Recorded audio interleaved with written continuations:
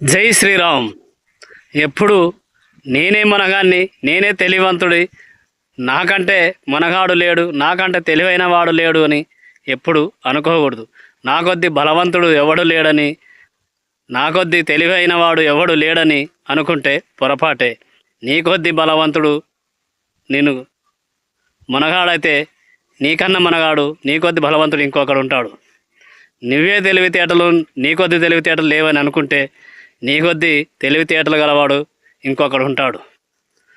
నేనే మనగాన్ని అనుకుంటే నీ తల అనేవాడు ఇంకొకడు ఉంటాడు. అలా ఈ భూమి మీద ఎందరో వీరులు అలా అనుకున్నవారు ఎందరో పోయారు. అలాగే రావణుడు నన్ను మించిన వాడు ఎవడు లేడనుకున్నాడు. ఆ రోజు సీతను తీసుకెళ్ళి ఇంకా నన్ను ఎవరు ఏమి చేయలేరు, నేనే బలవంతుణ్ణి అని సీతను తీసుకెళ్ళినప్పుడు రావణుడు కూడా అలానే అనుకున్నాడు. అలాగే అలా నా కొద్ది బలాఢ్యుడు బలవంతుడు లేడనుకున్న రావణాసురుణ్ణి శ్రీరామచంద్రుడు వచ్చి సంహరిస్తాడు. శ్రీరాముని చేతిలో మరణం పొందుతాడు. అలాంటి వీరులు ఈ భూమిపై ఎందరో పోయినారు. హిరణ్యకశిపుడు అలానే అనుకున్నాడు. ఈ భూమండలాన్ని శాసించి నా కొద్ది బలమైన వారు ఎవరు లేరనుకున్నాడు. అలాంటి వాడి కడుపులోనే భక్త ప్రహ్లాదుడు జన్మించి హిరణ్యకశిపుని మరణానికి కారణమైనాడు. అతని కడుపులోనే భక్తి ప్రహ్లాదుడు జన్మించి విష్ణుమూర్తి చేతిలోన హిరణ్యకశిపుడు మరణించాడు.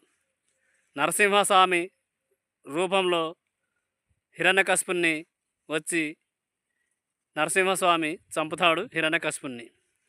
అలాంటి చరిత్రలో ఉన్న మహా మేధావులు, రాజులు, నేనే మనగాడు అనుకున్న వాళ్ళు ఎందరో ఈ భూమిపై మరణించారు. నీవు మనగాడు అనుకుంటే నీకన్నా మనగాడు ఇంకొకడు ఉంటాడు. ఎప్పుడైనా ధర్మాన్ని పాటించాలి. ఆ ధర్మంగా బతికినప్పుడే ధర్మం నిన్ను కాపాడుతుంది.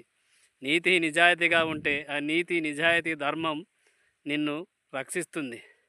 ధర్మాన్ని నీవు రక్షిస్తే ధర్మం నిన్ను రక్షిస్తుంది. అలాగే ఇంద్రజిత్తు కూడా అలాగే అనుకుంటాడు. ఇంద్రజిత్తు కూడా మహా బలశాలి. దేవలోకంపై దండెత్తి ఇంద్రుడినే జయించి ఇంద్రుడిని బంధించి తీసుకొస్తాడు. ఇంకా నా కొద్ది బలవంతుడు లేడని అనుకుంటాడు. అలాంటి వాడు కూడా శ్రీరాముని చేతిలో మరణిస్తాడు. ఎప్పుడైనా కానీ నేనే బలవంతుణ్ణి అనుకుంటే నీకంటే బలవంతుడు ఇంకొకడు ఉంటాడు. కాబట్టి ఎప్పుడైనా కానీ ధర్మాన్ని కాపాడు, ధర్మంగా బ్రతుకు, నీతిగా బ్రతుకు. ధర్మాన్ని కాపాడితే ఆ ధర్మం నిన్ను కాపాడుతుంది. అంతేకాని నా ఇష్టం వచ్చినట్లు ఉంటాను అని విర్రవీగితే కర్మ ఎప్పటికీ నిన్ను వదిలిపెట్టదు. నీవు ఆ కర్మ నీ వెంట ఉండి నిన్ను ఎప్పుడో ఒకనాడు లొంగ తీసుకుంటుంది. నీవు ధర్మంగా న్యాయంగా ఉంటే కొంతకాలం పాటు ఆ ధర్మం నిన్ను రక్షిస్తుంది, కాపాడుతుంది. కాబట్టి ఎప్పుడైనా కానీ బలవంతుడు నేనే బలవంతుడని విర్రవీగరాదు. జై శ్రీరామ్. బలవంతమైన సర్పం చలిచీమల చేత చిక్కి చచ్చన్ అంటే బలమైన సర్పం కూడా చలిచీమల చేత చస్తుంది. ఎంత బలమైన సర్పమైన చలిచీమల చేత చిక్కి చస్తుంది. దానికి ఒక చిన్న గాయమైతే చాలు, చిన్న చీమలే ఆ బలమైన సర్పాన్ని చంపుతాయి. అందుకనే ఎప్పుడైనా కానీ నేనే బలవంతుణ్ణి అనుకుంటే నీ కొద్ది బలవంతుడు ఇంకొకడు ఖచ్చితంగా ఉంటాడు. కాబట్టి ధర్మంగా ఉంటే ఆ ధర్మం కొన్నాళ్ళు నిన్ను కాపాడుతుంది. ఆ ధర్మమే నిన్ను రక్షిస్తుంది. జై శ్రీరామ్.